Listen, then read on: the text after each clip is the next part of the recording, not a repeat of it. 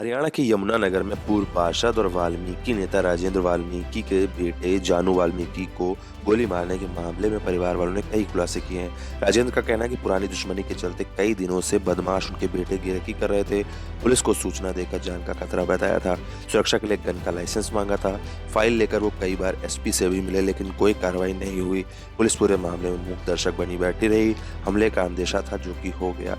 राजेंद्र वाल्मीकि ने बताया कि उसके बेटे की जेल में हत्या हो गई थी। उसका केस कोर्ट में विचाराधीन है, तभी से दुश्मनी चली आ रही है। उन्होंने पुलिस को परिवार वालों की जान का खतरा बताकर बेटे की बहू के नाम से गन का लाइसेंस मांगा था। पुलिस ने कोई कदम नहीं उठाया। वो इसको लेकर खुद एसपी से मिले थे। अब वारदात हो गई है, देखते हैं पुलिस क्या करती है। और गुरुवार रात को जानलेवा हमला हुआ है। गुरु नानक खालसा कॉलेज के पास बाइक सवार दो बदमाशों ने उनको गोली मार दी। उसे गंभीर रूप से घायल हालत में गाबा अस्पताल में दाखिल कराया गया है। सूचना के बाद पुलिस में जहां हड़कंप मच गया, वहीं गाबा अस्पताल में लोगों की भारी भीड़ लग गई। बदमाशों का भी सुराग नहीं लगा है। चूनाभट्टी के रहने वाले राजेंद्र वाल्मीकि ने बताया कि उनका बेटा जानू शाम करीब 7:30 बजे घर से अपने दोस्त के साथ स्कूटी पर किराना का सामान लेने के लिए निकला था। जब वो खालसा कॉलेज के पास जिम के सामने पहुंचा तो बिना नंबर की बाइक पर दो युवक आए। उन्हें उनके बेटे को पेट में 2 गोलियां मार दी, जिससे वो गंभीर रूप से घायल हो गया। उन्होंने बताया कि मौके पर 5-6 गोलियां चली हैं।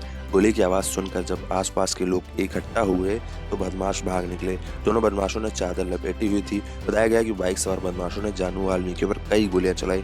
एक गोली लगने से वो नीचे गिर गया तो उससे फिर गोली मारी गई।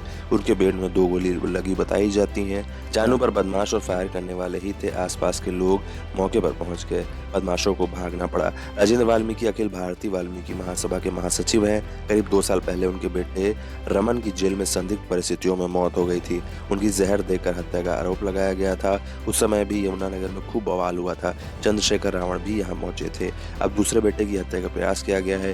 देर रात को अस्पताल में बड़ी संख्या में लोगों की भीड़ लगी हुई है। पुलिस ने भी वारदात के बाद से हड़कंप है। शहर यमुनानगर थाना पुलिस घटनास्थल पर पहुंची।